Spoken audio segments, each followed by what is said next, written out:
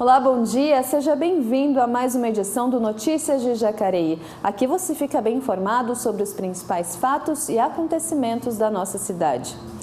A gente começa trazendo a você os números do coronavírus no município. Até a última atualização, feita na tarde de ontem, temos 3.171 casos confirmados de Covid-19. Ainda aguardam o resultado dos exames 2.394 pessoas. O número de vítimas, infelizmente, também subiu.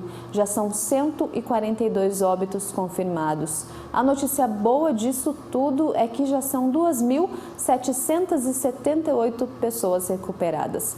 Sobre o tratamento hospitalar, dos casos confirmados, 19 pessoas estão internadas, sendo 11 em UTI, e dos casos suspeitos, 17 estão internadas, sendo 6 em UTI. Não aparece nessa tela, mas 232 pessoas estão em tratamento domiciliar, ou seja, estão se cuidando em casa.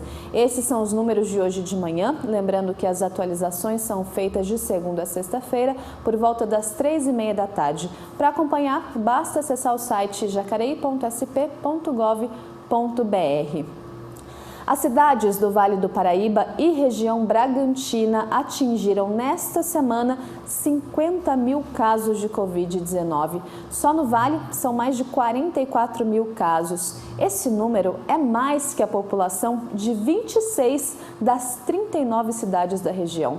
Nos 7 dias de monitoramento encerrados ontem, o Vale acumulou 64 novas mortes, um aumento aí de 8,4% em relação à semana anterior. O registro segue oscilando no mês de setembro, com alta de novos casos e de mortes em uma semana e queda nas próximas. O isolamento social trouxe uma nova realidade na área da educação, o ensino remoto. Na reportagem a seguir, você acompanha quais são as dificuldades e como foi a adaptação a esse novo sistema.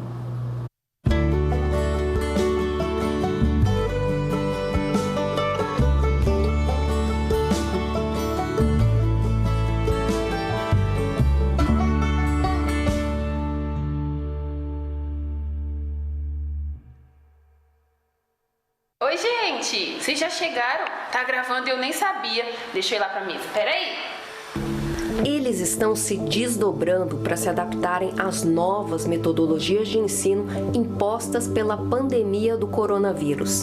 Desde o início da quarentena, professores de todos os níveis, da educação infantil aos cursos de pós-graduação, precisaram se reinventar para não deixarem que o ano de 2020 fosse considerado um ano perdido em termos de educação. Mudou tudo, carga horária, postura, vocabulário, formas de apresentar o conteúdo, tudo foi necessário que ocorresse uma mudança. A gente não estava preparado para esse movimento de ensino remoto, ensino à distância, ou como se tem chamado em diferentes formas, ou vieses. E talvez esse aspecto emocional seja o mais gritante, né? Que as pessoas estão, professores, cansados, estressados, tendo que se adaptar muito rapidamente a uma mudança que veio de modo forçoso, imperativo, e os alunos da mesma ordem. Ninguém estava preparado, mas a pandemia forçou essa adaptação.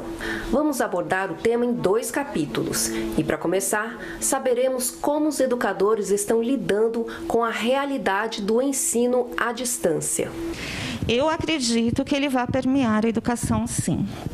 Eu acredito que não vai substituir, né? Principalmente porque nós estamos falando de educação básica. O ensino médio ele já vai vir de uma maneira bem mais expressiva, mas eu acredito que ele vai, sim, mesmo quando nós entrarmos neste novo normal de uma forma mais concreta, ele vai permear a educação, sim.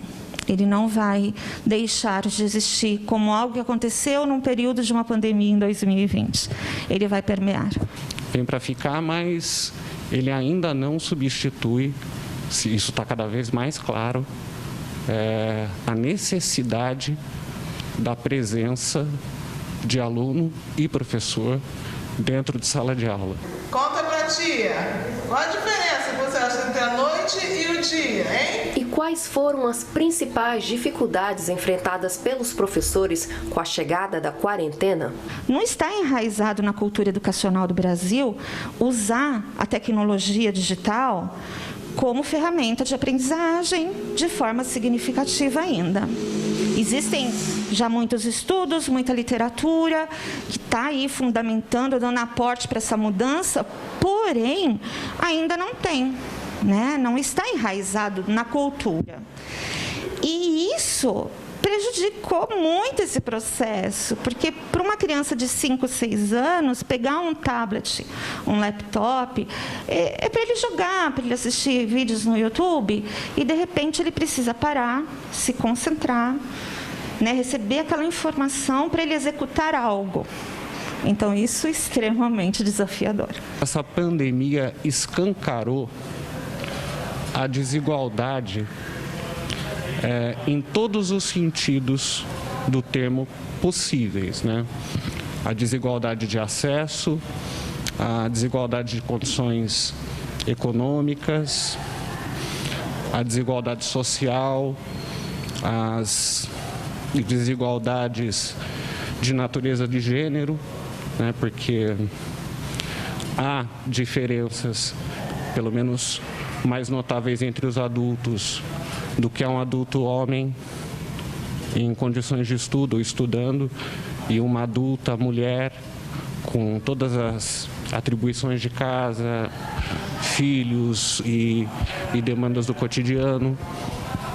Escancarou também as desigualdades étnico-raciais, porque a gente viu que os mais atingidos são realmente essas minorias do ponto de vista social, mas maiorias em número, né? Eu posso dizer que uma das maiores dificuldades foi talvez me aperfeiçoar muito na tecnologia, porque a gente tinha mesmo,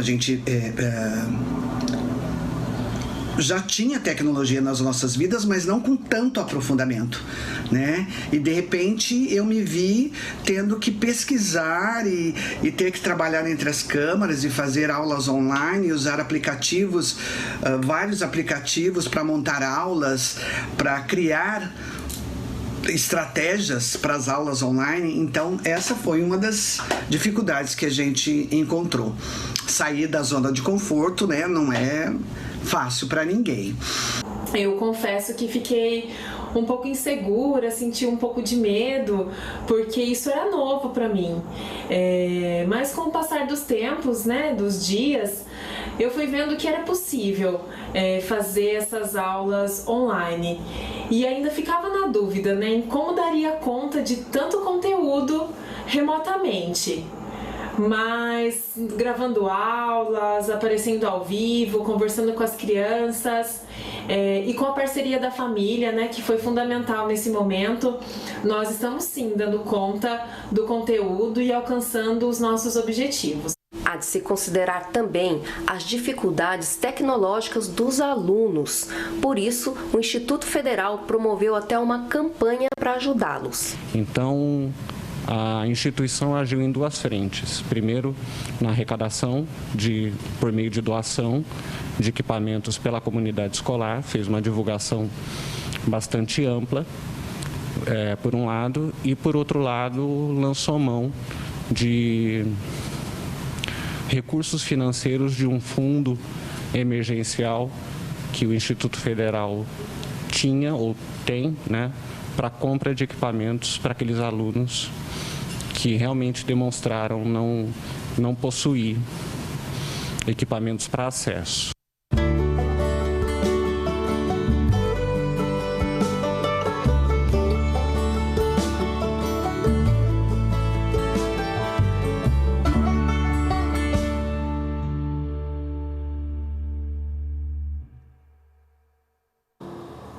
A unidade do Poupa Tempo de Jacareí retomou ontem o atendimento presencial. No entanto, é preciso realizar agendamento prévio para todos os serviços oferecidos. Para respeitar os protocolos sanitários, o posto vai atender somente 30% da capacidade e serão priorizados serviços que necessitam da presença do cidadão para serem concluídos, como a solicitação do RG e da primeira habilitação, por exemplo. Outros, como a solicitação da carteira de trabalho, seguro-desemprego, licenciamento e transferência de veículo, devem ser feitos de forma remota pela internet e também pelas plataformas digitais. O atendimento pode ser feito no portal poupatempo.sp.gov.br ou pelo aplicativo Poupa Tempo Digital. Em audiência pública, especialistas criticaram o sistema de tributação vigente, o qual consideram regressivo quando arrecada proporcionalmente mais de quem ganha menos. Para eles, este é um dos principais fatores que coloca o Brasil entre um dos países mais desiguais do mundo.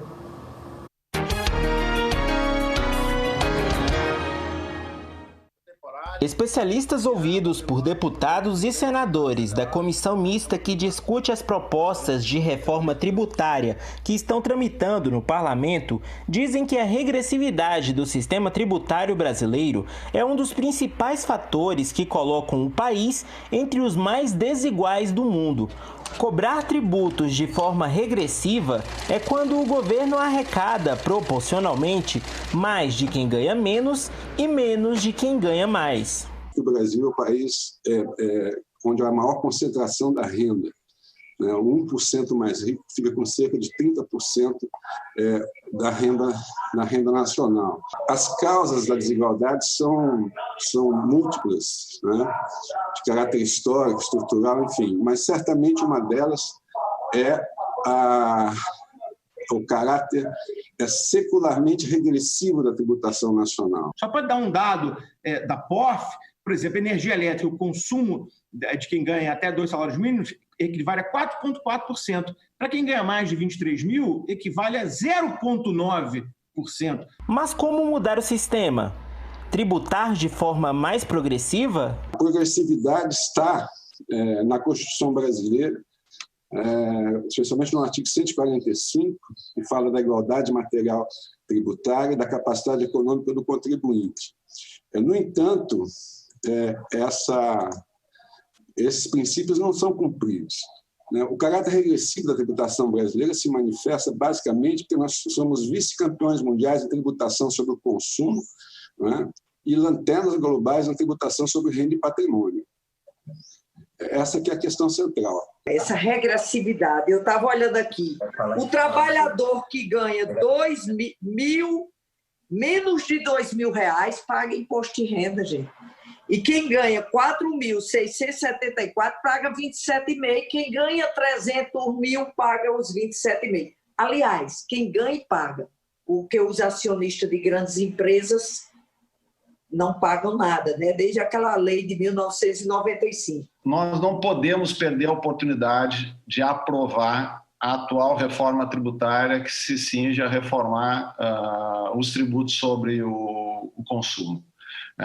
Inclusive pela questão distributiva. A reforma tributária é o mecanismo pelo qual é possível fazer com que não se tire dos pobres para dar aos paupérrimos. É possível retirar dos super ricos. É óbvio que só isso não resolve os nossos problemas, mas nós temos que escolher um caminho, e o caminho tem que ir na direção de minimamente a gente, de certo modo, enfrentar a maior mazela e o maior problema desse país, que é a desigualdade social. O problema da regressividade não para por aí. Especialistas também dizem que esse tipo de tributação pode impedir o país de crescer. Nós crescemos menos que a totalidade dos emergentes. De 95 a 2006, os emergentes cresceram 6 vezes mais que o Brasil. Nós estamos num processo de empobrecimento. Nós induzimos investir em atividades pouco produtivas. Nós gastamos nossos recursos, capital e trabalho, né, em atividades que geram pouco valor para a sociedade, geram poucos lucros, poucos salários, poucas rendas, em detrimento de atividades mais rentáveis.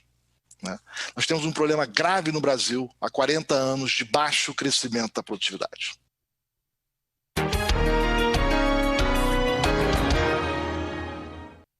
A Receita Federal abriu a consulta do 5º lote de restituição do Imposto de Renda 2020. O crédito bancário para mais de 3 milhões de pessoas será feito no dia 30 de setembro. Para saber se teve a restituição liberada, o contribuinte deve acessar a página da Receita Federal na internet, que é o receita.fazenda.gov.br.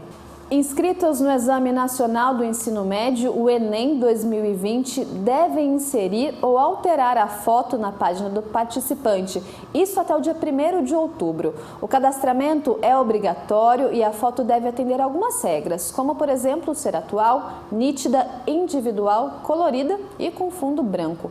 Por causa da pandemia do novo coronavírus, as provas da edição 2020 do exame foram adiadas para os dias 17 e 24 de janeiro de 2021, a versão impressa, e 31 de janeiro e 7 de fevereiro do ano que vem, a versão digital. As informações a respeito do Enem 2020 podem ser acompanhadas nos portais do INEP e do MEC ou pelo telefone 0800 61 61 61, como você vê aí na sua tela.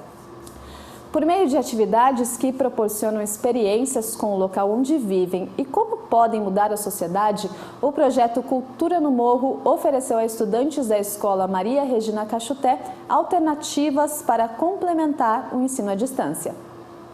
O Arthur está cursando o 4º ano do ensino fundamental e, assim como milhões de estudantes, está vivendo o desafio do ensino à distância. Ele conta que tem aproveitado o tempo para aprender o máximo possível. Olha, eu estou me dedicando muito ao tempo da manhã, que como eu já estudava de manhã, já fica meio fácil, né? Estou me dedicando muito. E à tarde, como está passando gratuitamente as aulas do Estado, eu estou vendo para complementar, para eu não sair dessa pandemia sem ter aprendido nada, né? O pequeno é aluno da Escola Maria Regina Cachuté, localizada no Parque Imperial. Ele, junto a estudantes do 4º e 5º ano, participaram do projeto Educação e Cultura, integrando a comunidade, desenvolvido pelo coletivo Cultura no Morro, que teve como objetivo oferecer ferramentas extracurriculares para auxiliar professores e alunos no ensino à distância. Nós fomos convidados, enquanto Cultura no Morro, para fazer a realização de um mural, né, na estação de tratamento de esgoto do Parque Imperial. Por sermos o coletivo mais próximo ali, fomos convidados para realizar, né, essa pintura. Um suporte, né, para os professores, para a própria escola, mas sabendo também que eles, né, os professores, a gente sabe da dupla jornada, né, agora trabalhando das suas casas, né, também tem seus filhos, também tem outros afazeres, fora essa questão da grade curricular que tem que ser cumprida, né? Por meio de videoaulas e materiais em PDF, foram propostas 4 atividades. Entre elas, conhecimento e apropriação do espaço em que reside por meio da cartografia. Cultura local, onde as crianças, juntamente com o MC do bairro, desenvolveram a letra de uma música. Conscientização sobre o meio ambiente, onde estudantes criaram alternativas para cuidar da natureza. E arte urbana, que consistia em identificar e desenhar um ponto de maior afinidade e interesse do bairro. Nós, enquanto Cultura no Morro, acreditamos, né, nessa interação com o território, né, que a rua também ensina, quebrar os muros das escolas, a gente vê que, né, esse suporte, né, você ter uma mesa, uma cadeira para sentar e ter aquele tempo ali disponibilizado para isso, né, facilita, né? Parte da atividade era mandar os vídeos com as tarefas desenvolvidas. O Arthur mostra como foi o processo. A gente utiliza água do máquina de lavar para lavar o corredor e a garagem aqui de casa. Segundamente, eu não jogo o óleo na pia. Coloco numa garrafa e levo para o leve. Terceiro, faço brinquedos com papelão. Aqui temos um campinho de futebol, um cachorrinho e um campo de basquete. Quarto lugar, eu faço brinquedos com papel que já foi usado. Então eu reutilizo eles para fazer origamis e brinquedos.